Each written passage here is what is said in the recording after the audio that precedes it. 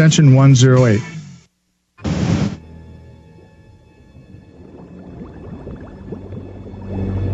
Pointer! Punching! Peter, Hans Briggs for the soldier car! Hans Briggs? Oh, no! Oh, hello. Great to see you again, Hans.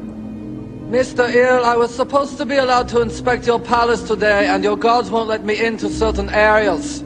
Hans, we've been through this a dozen times. I don't have any weapons of mass destruction, okay, Hans? Then let me look around so I can ease the UN's collective mind. Hans, you're breaking my balls here, Hans. You're breaking my balls. I'm sorry, but the UN must be firm with you. Let me see your whole palace, or else. Or else what? Or else we will be very, very angry with you. And we will write you a letter telling you how angry we are. Okay, I'll show you, Hans. You ready? Stand ready to your left. Read them up. Good.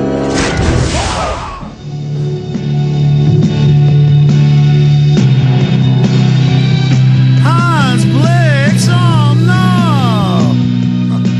Gotta have some fun here as all this happens. There's Hans Blix right there. Doing quite nicely. But see, the government and the media can tell you, oh, those guys over there, they're evil. But our governments, they're good. No, they're just slicker. And that's what's happening. All right, I promise to take your phone calls. Cal just hung up, so we're going to go to Derek, Fred, Dave, John, Leo, David, and many others. In fact, should I go to David first? He's in Singapore, getting reports of what could shape up to be World War III. By the way, I forgot to get to this. The Supreme Court ruled yesterday that there is no right to a lawyer. You can be interrogated without a lawyer. That's just end of the Bill of Rights. That's out of Reuters, by the way, and they report it like it's no big deal. So, see, all of this is happening. We're going into tyranny right now. Jason Burmis will join us in 30 minutes. Let's go to David in Singapore. David, go ahead. You're on the air. Hey, Alex. How you doing? Good, sir. I don't really have any insight on anything from this part of the world. I'm just passing through right now. But I wanted to talk about conditioning and predictive programming and the revelation of the method.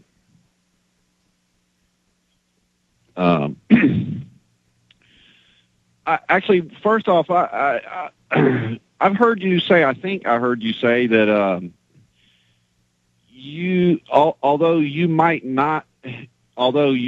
say that you definitely were not aware of it, but you think it's possible that they might have allowed you to somehow not be kicked out of Bohemian Grove so that you could expose that or something? Do you think that's possible? I mean, it's possible that leprechauns are real.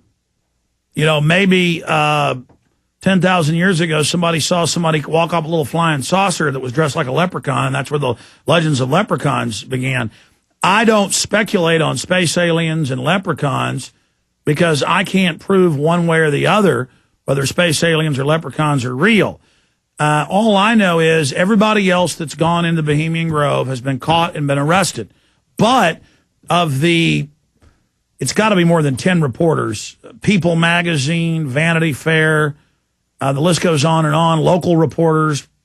They've all been arrested because they try to go into the meeting halls. It's over 100 subcamps. They're in that gorge. It's 2,700 acres. People say, well, why didn't you show the Buddha statue? You're covering up for the Buddhist. Or why didn't you show some Catholic statue? Because it is 2,700 acres of hills and rugged hills where gas-powered golf carts with attendants take them up the hills. I was only in the gorge and then went up one hill to hide in the woods because I'd been questioned by Secret Service, questioned by Sonoma County Sheriff's deputies. They're the ones that arrested the Vanity Fair guy last year. And, if you read his description of what's inside and what happened to him, it's the same thing happened to me. I was just amazingly calm. So was Mike Hansen. We kind of put on the Texas charm with him and like, yeah, we're just hillbillies. We're here with that club from Texas. How you doing? And by the grace of God, it was all about the mission. You know, you get past your fear of being caught and your anxiety by the mission. And we snuck in. We got out. I believe they didn't know we were in there. I've been honest about why I believe that we were left alone. Because I saw employees laughing at me, and some of the sheriff's deputies were off laughing when who I later learned was the sheriff, came up to me and said, "I saw you with a spyglass up here." And I said, "Yeah, it's in my bag, binoculars." It was really a camera. You know, you see when you get shots of the river. I was dumb and pulled it out because they have hidden cameras. I saw a guard shack down there with TV screens when I walked past it. So we were being calm. But later I learned more about the Grove, that they have a lot of male prostitutes coming there. And I was 50 pounds lighter then and pretty good looking. Well, I guess I was about 40 pounds lighter then because I lost a lot of weight. But the point is that, and Mike's not a bad looking guy. And so the big joke was they thought we were the male prostitutes. So it's kind of a inglorious reason that we were able to infiltrate. We were younger and good looking. Most of these reporters I've seen getting arrested are older or aren't handsome. And so that was the big joke. I was being laughed at every time I was seen. It was a big joke.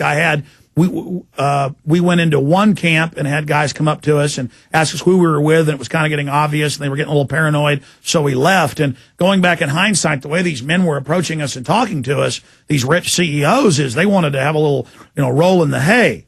But as they say in Spartacus, I like oysters, not snails. I'm not a snail eater. I'm not in their camp. So if you really want to know what was going on there, that is probably what happened. That's my inglorious reason that we did. And plus, God is with us. People like to joke around and say the force is with us, but when God is with you, who can be against you? I believe in providence, and I did say a prayer, God, let me get in here, let me find out the truth. If there isn't a ritual going on, or if it isn't serious, I'll come out and report it. And I went in and reported it.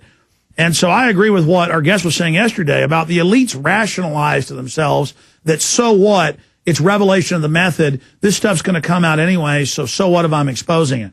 But I've gotten death threats and been beat up and other things, and so I know they don't like it, that much. But I've had more problems, say, when I'm exposing a federal judge like Walter E. Smith, pointing out he was having a fraudulent civil trial. He was being basically sued for the criminal trial, and then there he was, the head of the civil trial. I said, what a fraud. The Davidians were found not guilty of murder, but then they were found guilty of using weapons in the commission of a murder. And that was a mandatory federal sentencing. He put them there for 47 years apiece. And so I was bullhorning the judge. I was making a big deal in the news, and I got beat up for it pretty bad. And my dad told me that growing up. He said, you got to watch the little thugs. You got to watch the little local boss hogs. And that's true. They're the ones that are scared of you. See, because I can take on Hays County and probably get a lot of them in jail. So they're dangerous.